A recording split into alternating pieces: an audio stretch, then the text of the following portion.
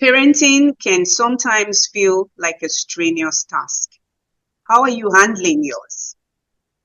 Welcome to the Help We Need podcast, where we explore topics that empower women and support their well being. I'm your host, Fumike Murunkeji. Today, we will explore a topic that, while popular, offers a wide range of frameworks and execution styles. So, depending on your upbringing, your values, and the challenges you're encountering, raising a child may often feel like a trial and error process, regardless of whether you've read many books on the subject or not. So, what if I told you there is such a thing as conscious parenting? Are you curious? Because I am. So, let's explore a thing or two today that may change the way we parent and make it much better.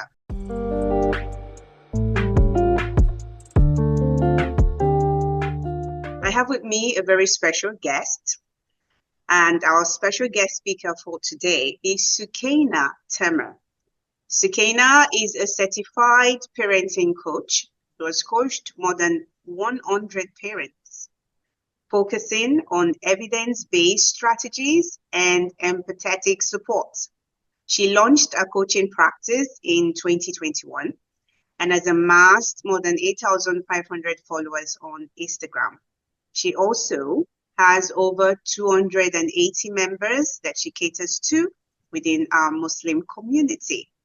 Sukaina's humility is empowering, reflective of our upbringing, and more importantly, our coaching skills help the men and women she coaches rise above the restrictions of their upbringing so that they can help train their kids in a better way. Welcome, Sukaina, and thank you so much for joining us today to discuss this important topic. Thank you, Fumike, for having me. It's a pleasure to be here and serve other people and give them a little bit of what I have been practicing in my coaching business. Of course, and we are delighted to have you on our podcast to share your perspective with us. Okay, so Sukaina, I would like for our audience to get to know you more. So can you share with us a bit about your background?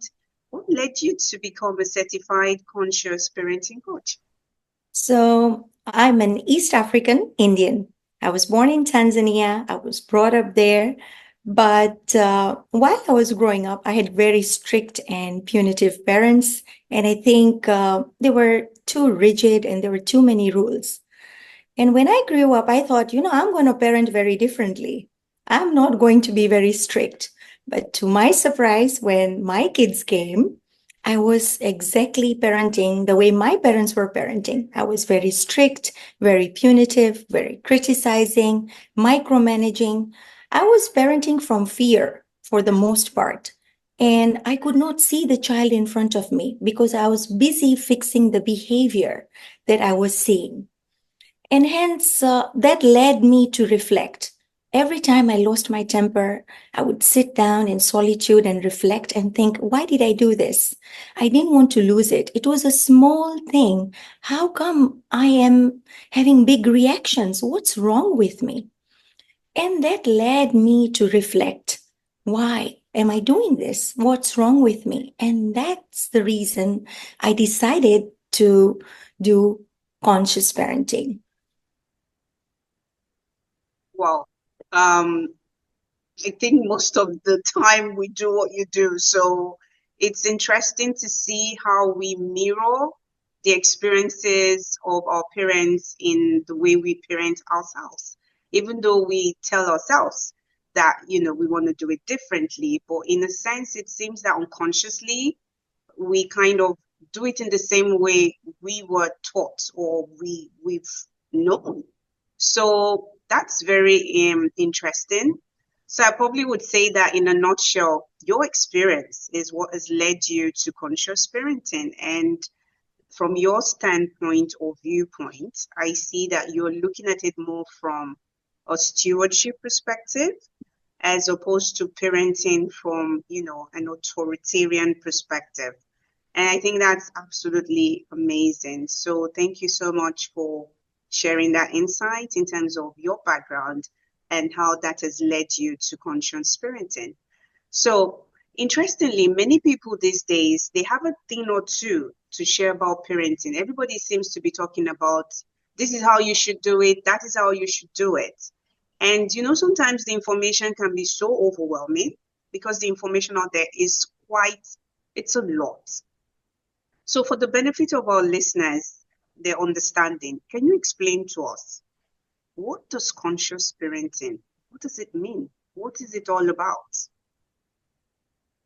So, conscious parenting is more about the parent and less about the child. So, the parent has a dual lens. One lens looking at their own internal terrain and looking at the outside as well. So, the parent focuses on their internal inner space, meaning, why am I getting angry? Why are the kids triggering me? What is happening within me? The parent learns to self-regulate, and the parent does the same thing for the kid. So the parent has this view of the child, that the child is, and innately children are good. And hence the parent sees the child for who the child is, accepts the child for who the child is. So you can have a sensitive child, you can have a hyperactive child, you can have a very shy child, accepting the child for who they are. Instead of fixing the child, the parent is focused on the inner well-being of the child. So rather than implementing or forcing the child to do more, the parent is very careful to look after the child's internal terrain, the inner man, how to take care of the soul of the child. So accepting the child as is, this is the child I have. So I accept the child and I work with the child. Oh, just to fully just put that in view, I think it's a lot to kind of reflect upon. It's really food for thought. But sometimes we and for some of us, I would speak for myself. Like I have two sons, and most times I fall into this mindset of comparison. So if the first one is behaving in such a calm way, you expect the second one should, right? Or vice versa.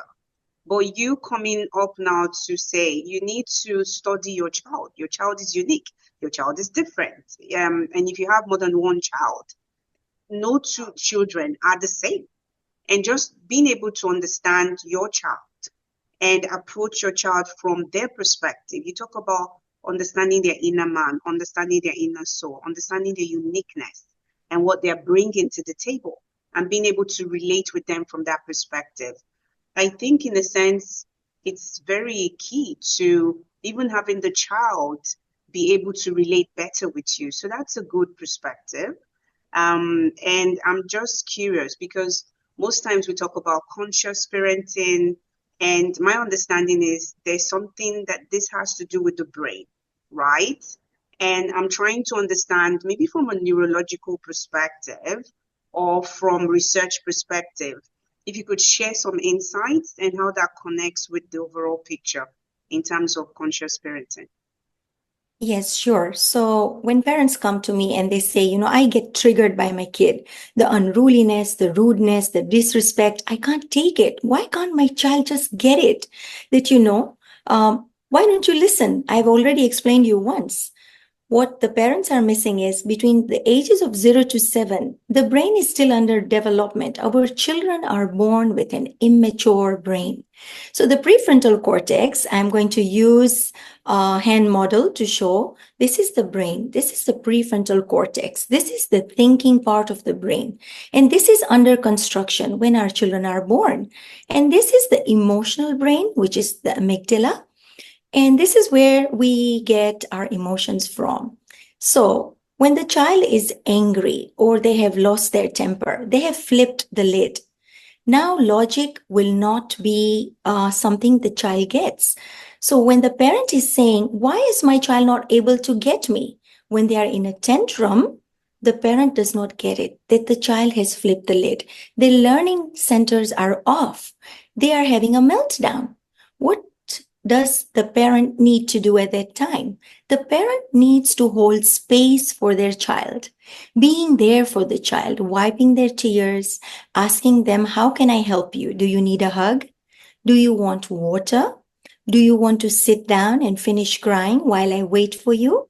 Never leaving the child alone when they are going through big emotions, because the children need us to be able to regulate their emotions, because they cannot regulate on their own. They need a surrogate nervous system, which is the parent. The parent's prefrontal cortex is fully developed because the prefrontal cortex finished developing at age 21. So the parent is able to self-regulate first and then co-regulate with the kid and say, hey, buddy, I know you're having a tough time. I understand that this makes you really sad, but I'm here. It's okay to feel sad. You can cry it out. Once you cry it out, you'll feel better. Hugging the child, giving the child a glass of water, and tending to the child in these dire need, because the child is going through big emotion. They need the parent's presence. Now, the traditional way of parenting is maybe when the child is having a meltdown, the parent gets angry. Why don't you get me? You're embarrassing me in public. When the child is having a tantrum, maybe in the supermarket, the child is embarrassing me. This is how I feel. I do not reflect as a parent. The child is just feeling overwhelmed. I need to cater for the child at that time by taking a pause, checking in with my insecurities and say, it's okay. The child is just going through this moment, and feelings are transient. They are like clouds. They come and they go. So as you hold space for your child, the child calms down, and now the prefrontal cortex will be back in place. Now you can talk to the child with logic. So with conscious parenting, it's usually connection over correction. Always connect to the child and bring them back to homeostasis. They are able to now listen to you, then you can discuss and problem solve later. I like the word you used, connection over correction. Yes. And I think most times the trap that we parents fall into is the overcorrection aspect of this. And I think sometimes no wonder children feel like, why is it that you don't understand me? Because we're always coming from our own lens and we're not necessarily looking at things from the child's lens. And I think it makes a whole big difference when you talk about biology. And what do I mean by that? Just going down to just narrow, how does the brain function? And just to keep it simple, you've talked about the logic side of the brain, and you've talked about the emotional side of the brain.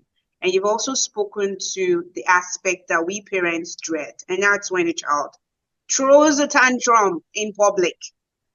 Now, while you're in the house, it's overbearing. When you're outside in the public, that's even more overbearing. And most times, I think I would again speak for myself, and I think mothers on the call, or maybe even caregivers on the call can relate. Because when a child throws a tantrum, your blood pressure rises above the normal level because you're like, oh my goodness, back to what you said. How are people perceiving this situation? How are they looking at me? Do they think that I'm not a good mother? I'm not able to bring my child under control? And all those things kind of, I think, they cloud our judgment. And, we tend to lash out, or we respond, at least some of us, maybe not all of us, respond in a way that we're trying to be regulated for the audience because of people that are watching us. And we're trying to look good for them instead of paying attention to the child. And like you rightly said, the brain, you talked about flipping the lid. The child right now, the logic is down, the emotional is up. So just helping the child calm down. And you've talked about, up to the age of 21, that is when the brain is fully developed. I think if I knew that a long time ago, I think it would have helped the way I relate with my kids. Now, obviously, I'm learning, and I think that's the essence of our podcast because we get to learn. We get to get insights that we didn't know what.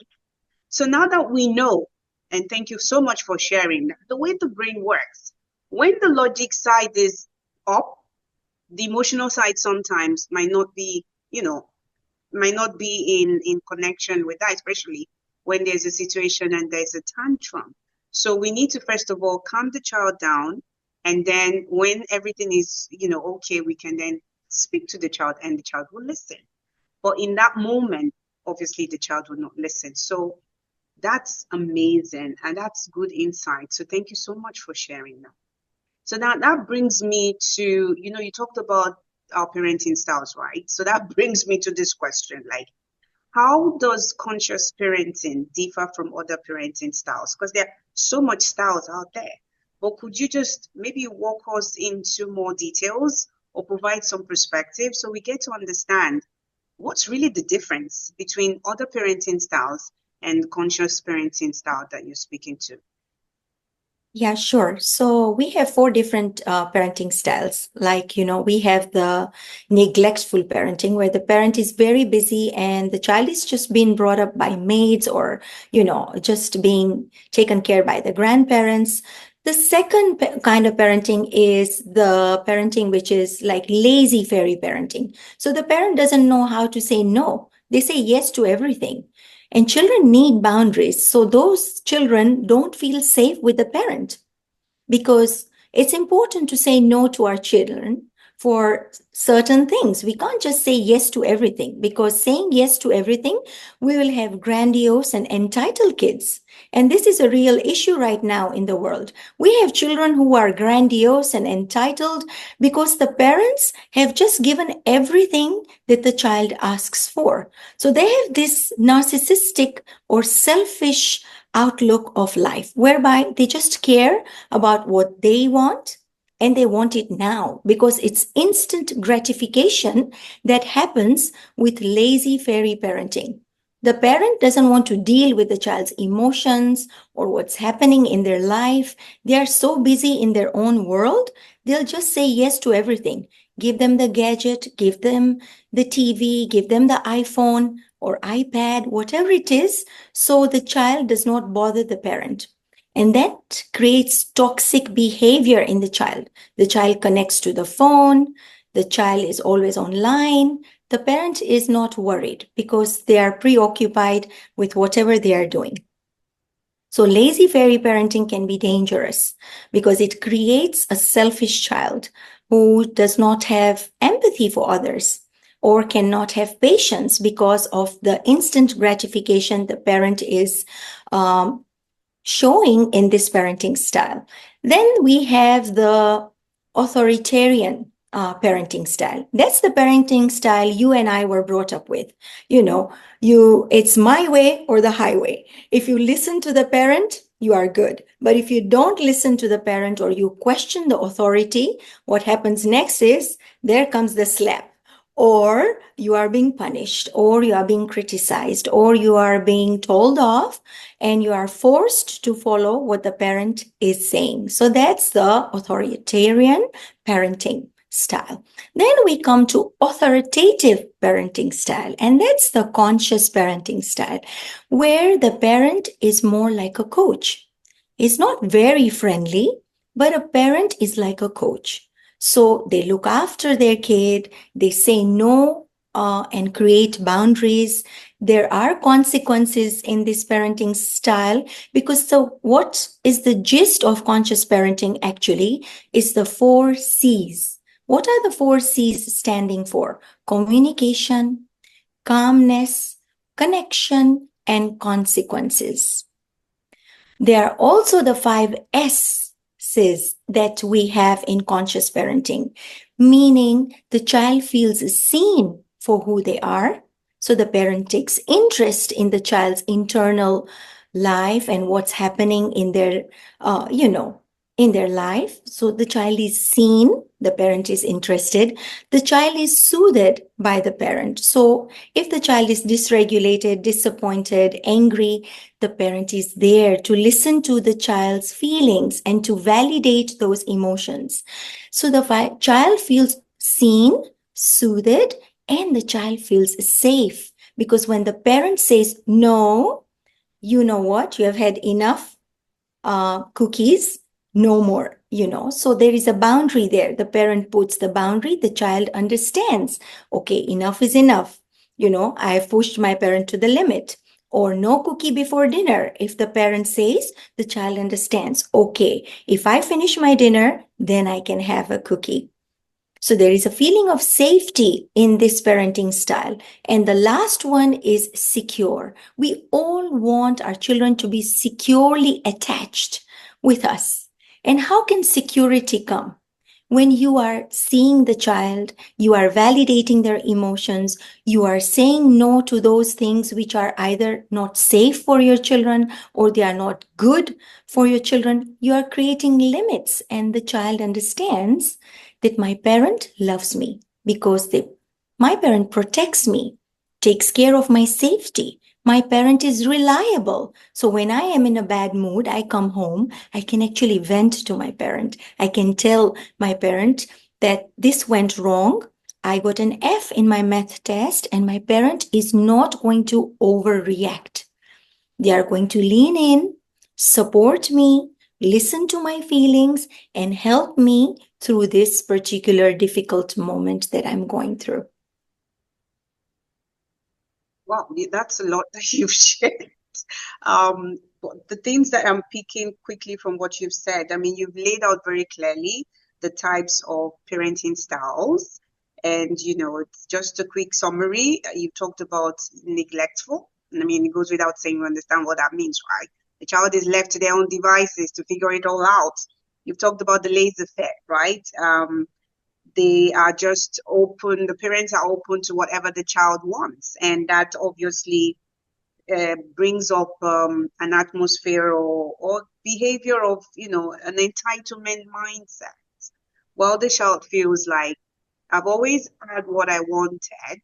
So in a sense, there's a disconnect, right? Because you can't always have what you want. And then they come across as being selfish and even narcissistic. So that's interesting. And then you've talked about the authoritarian. It's my way or the highway. And I think most of us obviously are familiar with that type of upbringing. I mean, some of us, if not most of us. And then interestingly, you mentioned authoritative. I was thinking that, okay, what's the difference? But here you say that it's a way where the parent acts as a coach. And in that sense, they obviously are in regulation mode, if that's my understanding. So when it comes to communication, they're able to, I think they're self-regulated because they can communicate effectively. They're calm in a situation. They don't overreact. And they're able to connect and they understand what consequences are and they're able to lay boundaries. So that goes without saying that the parents themselves must be well regulated, be comfortable in their own space and their identity. And then from a conscious parenting perspective, they can allow the child to feel seen, to feel heard. They can soothe the child, they can comfort the child in a way that's not overbearing, and they provide safety. And obviously security is what you said. So, wow, that's a lot, but it's helpful to just understand the perspective that you've come from, because in a way, I think it just helping even me kind of think about, okay, what am I doing? What can I do differently? And how can I just measure my approach in a way that it's helpful for the child? I mean, you gave a very simple example. You see the report card of a child, they don't do well in a particular subject. You lose it. What's wrong with you? Why didn't you do well? Why is it that you got a F? Or why is this report card looking so red? Instead of trying to understand from the child's space, because it's the child writing the exam, not us, not me. Okay, let me understand what are we dealing with here? How are you seeing your result? Why are you feeling about this to start with? To sort of like try and understand the child's perspective and then lean in and then support the child so that maybe the next time they do better. And maybe it's just maybe getting an extra tutor, or maybe just letting the child explain why they didn't do well, for instance, and then taking it further from that perspective, as opposed to coming in with our own perspectives, our own assumptions, and then, it's my way or no other way. You know how it goes from there, right? So, thank you so much. I think that's very insightful.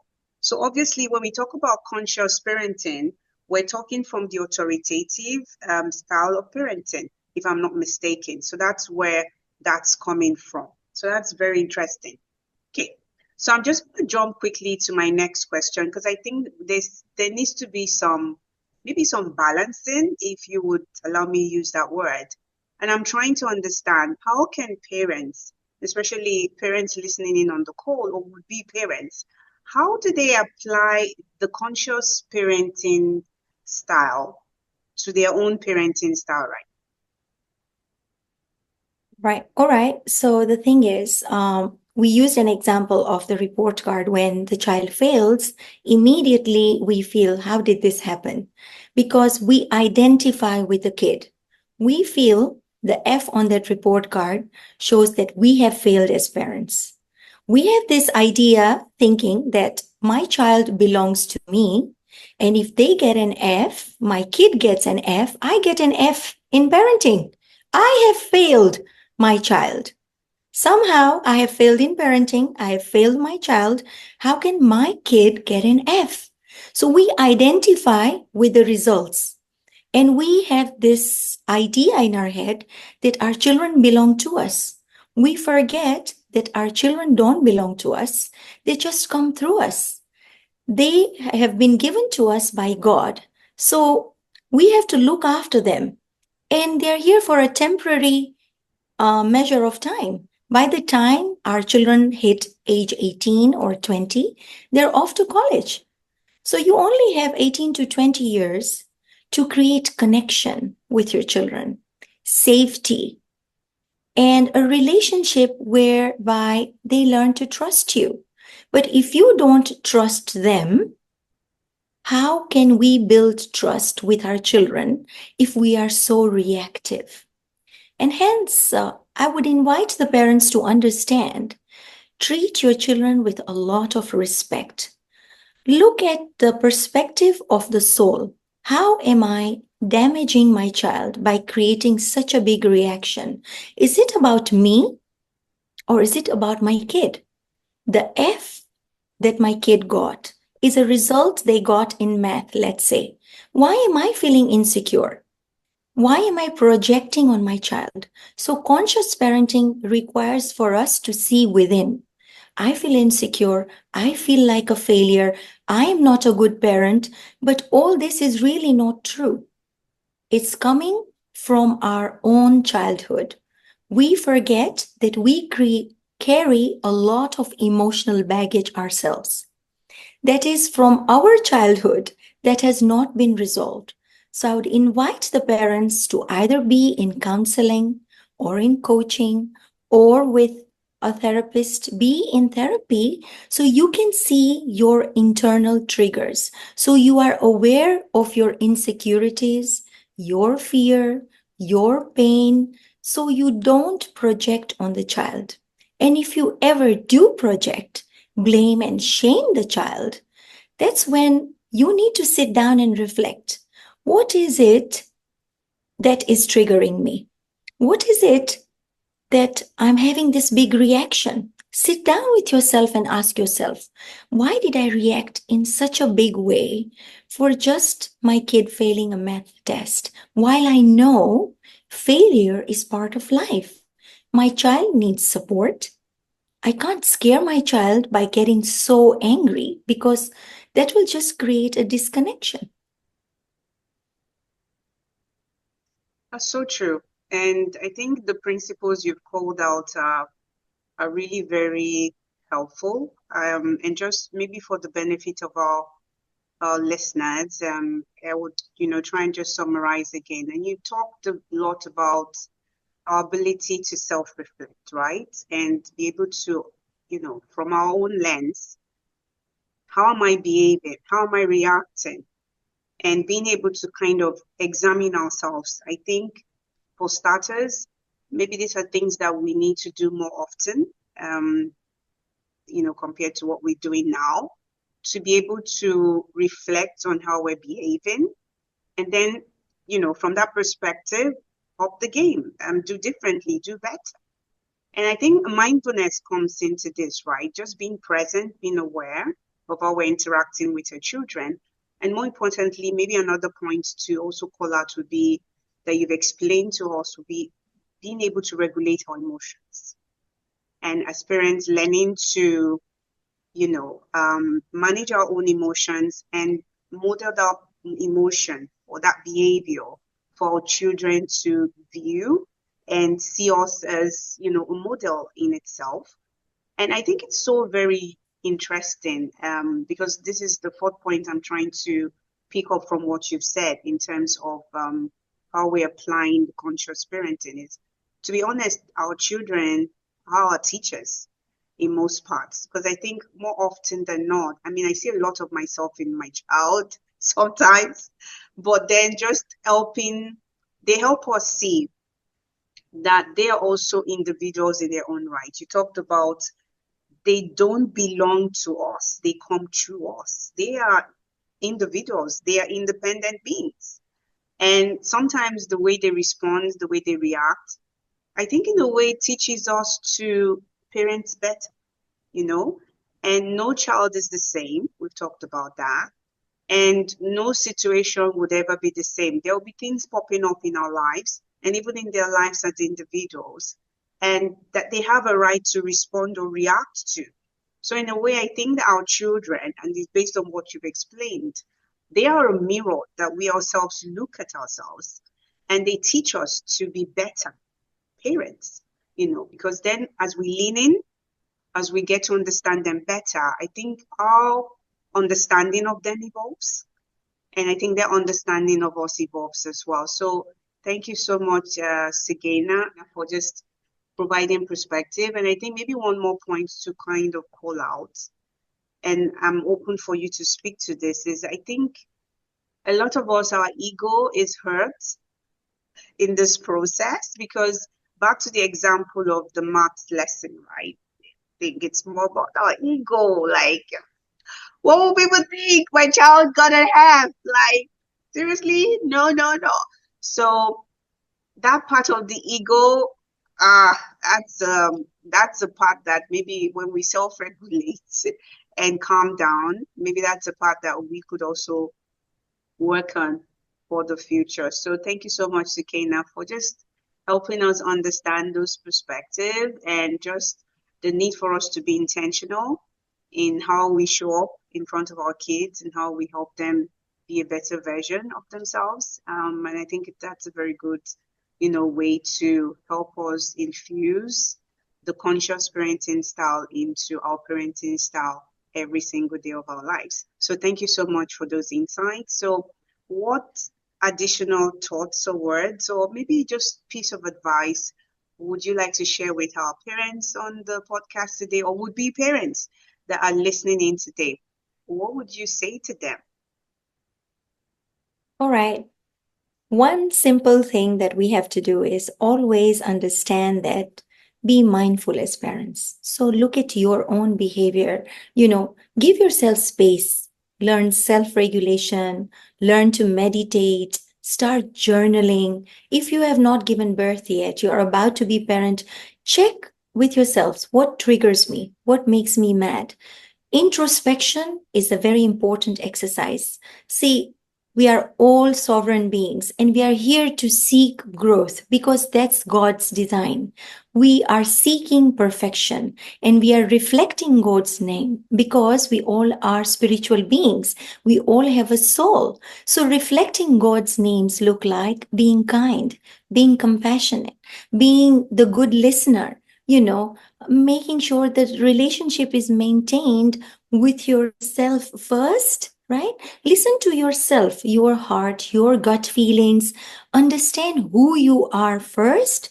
Then only you can see the kid in front of you. If you understand who you are and what is your purpose of life, and that means you know what? You will not be lost, because if you know who you are, I'm a sovereign being. I learn to reflect. I see what are my fears and insecurities. I am able to regulate myself, and I love my child unconditionally.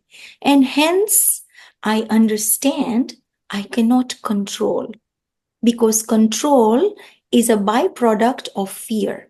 So, parenting from love looks like unconditional love, looks like I'm not going to be demanding, controlling, micromanaging. Instead, I will connect, communicate, and have empathic boundaries with my kid. And I'm willing to listen, because my children are here to teach me something. The trigger is actually helpful for you to be able to reflect. What is it that made me angry? I need to reflect on it. Okay, I need to learn to calm down. So it's an invitation for you to see your child as a sovereign being and understand where you are coming from. So once you learn to self regulate, meditate, journal, you'll be a very calm person for the most part. And when you are dysregulated, you are human. You are going to slip up. There is no perfect way of parenting. And hence, if you do slip up, just be vulnerable, apologize to your kid, repair. And this is how you're going to teach your child to show them that you are human. You will make mistakes and you learn from your mistakes. Parenting from the place of love, and self-regulation, being vulnerable, and just respecting your child for who they are. Those are the words I can hear from you. And I just want to thank you for these helpful tips. I mean, there's much more you've said, right? But just me trying to summarize. And I think what I'm going to leave with is parenting from a place of love, because control is from a place of fear. And being able to let go. Let go, not in the sense of not doing your duties, but letting go of your own restrictions in terms of this is how it must be, and just being a bit more open-minded. So I believe, I mean, as applicable, our women listening in can follow these steps, because everybody's situation obviously is different, and there's a bit of wisdom that needs to be leveraged to hone these techniques in a way that works best for them. So thank you so much, Sukaina, for educating us on this topic, and I hope our listeners find them helpful as well. So, dear listeners, the ball is in our court, right? The ball is in your court. But I think it's helpful to note that your family dynamics, your history, the environment you're growing up from or you're in, and even your finances will influence your parenting style. And, it goes without saying. But even as parents, I think the important thing to notice, sometimes we disagree on our parenting styles, but we need to find a way that works for us so that we can compromise. So we compromise with your spouse to find a way that works best, because at the end of the day, the goal is to build up the child in a way that they're well balanced, so that when they grow up, they become responsible adults as well.